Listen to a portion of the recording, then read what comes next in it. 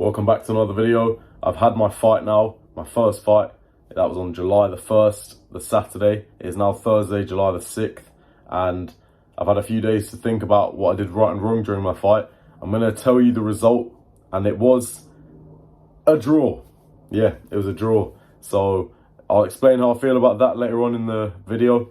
I got this for my fight. I think every fighter got it, a little trophy kind of thing from Ultra MMA. And yeah, in this video I'm going to just explain some reasons why I fought and what I learned from the whole experience. But to start off with, we'll talk about the result of a draw. What do I feel about that? I actually think it's kind of fair. I know I could have done better, and I think I did land more punches. I think I probably landed a few more kicks, or maybe that was kind of even. And then I think when we were on the ground, I was on top for longer. I had him up on the cage for longer, but he probably attempted more chokes than me. He tried to get me in a guillotine about 3 times, but none of them came off. I tried to get him in a figure 4 in the last 10 seconds of the last round. So it's a 3-round fight, 2 minutes per round, and it was the last 10 seconds, and I was on top. I was on top mount.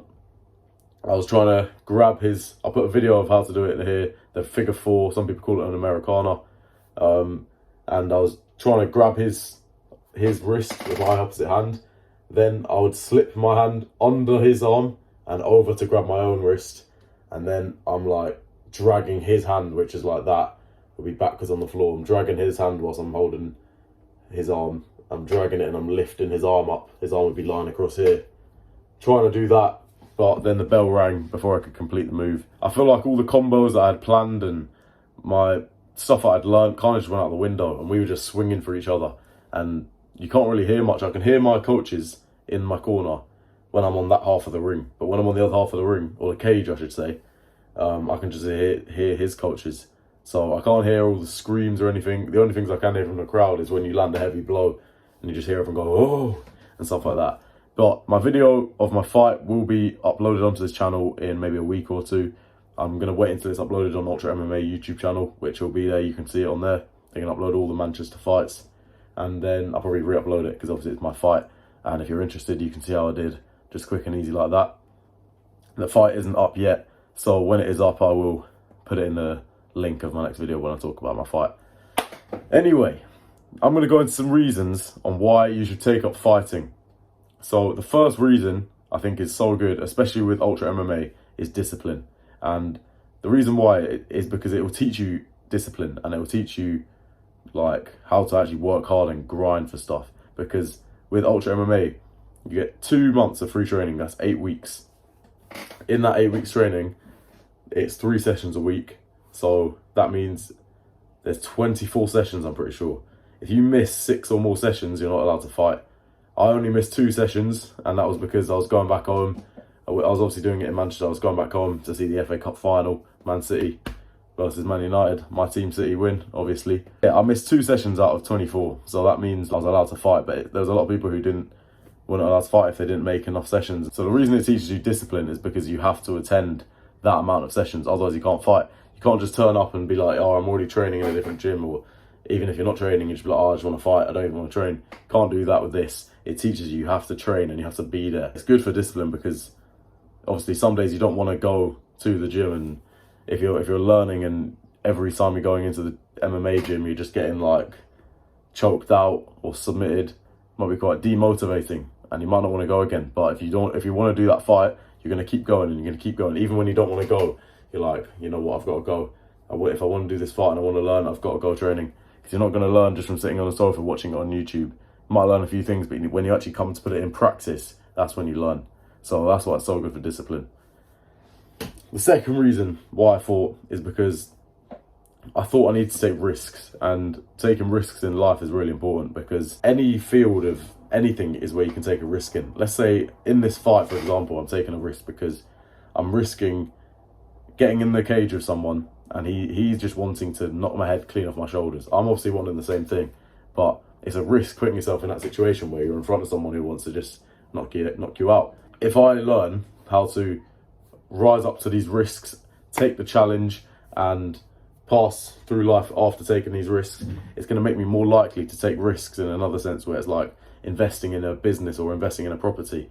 So the fact that I've overcome these risks and these challenges, getting in the cage with someone who wants to knock me out, and I'm doing the same thing as a risk, now I'm more comfortable with taking risks. And even just subconsciously, someone can propose you an offer, and it might be a risk, but you're going to be better at taking that risk because you've learned what comes from taking the risk. What do you learn?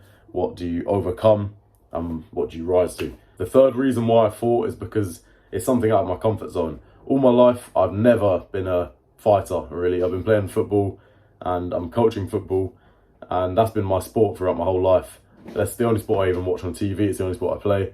And obviously I've been in the gym, and that's probably my second favourite thing, or maybe even first favourite thing alongside football.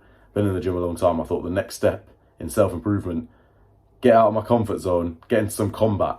I've never even hit a guy in my life. So I thought, why not try it? Why not with mixed martial arts? It's 2 months, it's free training, and it's just the whole package. You got wrestling, boxing, kickboxing, jiu-jitsu, it's everything. So I learned so much from it. And to be honest, yeah, it is quite out of most people's comfort zone, isn't it? Like wrestling on the floor with another guy who's trying to get in a headlock and choke you out, or even getting in the ring or in the cage in front of thousands of people. At my event, there was 2,000 people. That was at the boxing and the cage fighting and in the MMA, because they're in the same arena. But there was 2,000 people in the whole venue. So at least 1,000 were in the MMA. So fighting in front of that many people in front of your first fight can be quite uncomfortable as well. Another bonus of getting into MMA fighting is the fact that you do get humbled sometimes. You'll be rolling around with someone and they'll choke you out and you just can't do anything about it, and you're just like, fuck's sake, like, I can't actually do anything. This guy's just too good for me. So you train with another guy and he probably chokes you out as well. So sometimes it can be humbling, because you can leave a session without making anyone tap out, and you've tapped out about 4 or 5 times. But then the being humbled part is what makes it so much better when you do eventually tap someone out, and all that times you've been being humbled and you've been tapping out and you've finally made someone else tap out is going to make that feel so much better. And you leave the session that day feeling on top of the world, because you've just got into that mindset where you've gone, I've just made someone tap out, and it proves to yourself that you are able to actually win a fight in the cage. So getting humbled is a great part of it, because it makes you crave to be in that dominant position and make a man tap out. Anyway, thank you for watching the video. If people are interested, will I be fighting again? I don't know. I don't think it'll be my last time I ever do MMA, because I've really enjoyed it. I've learned so many things. I've learned so many different moves and combinations and chokes and submissions and everything. So I've loved that part of it. I've met some great people there as well. And I don't think it'll be the last time I train, but I don't think I'll be doing the next camp, which is in December, because I'm going to be getting back into football. I've got my second year in university coming up. So I'm going to stick down those roads for now, but I'm never saying never. I do love martial arts, and it was such a good and like enjoyable experience. And obviously I had my boys coming up from near Watford all the way to Manchester. I had one who came from Stoke and he was in Finland the day before. And I just remember like seeing them on fight night, it was just good. Like I remember when the first person I saw was my mate Alfie, and he was at the fight. And this was just before half the fighters were coming out to show what they've raised, because obviously it's for charity, this fight, for cancer research. So I don't know what the guy's name is, the guy with the microphone who announces everything. He was getting all the fighters out to come onto the stage, and I was just in the tunnel where I was walking out. I could see one of my boys there, I could see his head. I just remember it gave me a beaming smile. I was just like, yeah, I don't know, it's good to know that you've got your people there, because I hadn't seen anyone there before that. You got a lot of good feelings from it and a lot of good knowledge from it about how to be in combat situations like self-defense or attack. So I mean, if it came to the situation where a man was trying to attack me in the street, I'd know what to do. And obviously I probably wouldn't engage in it unless it came to the point where he's actually making a physical attack on me.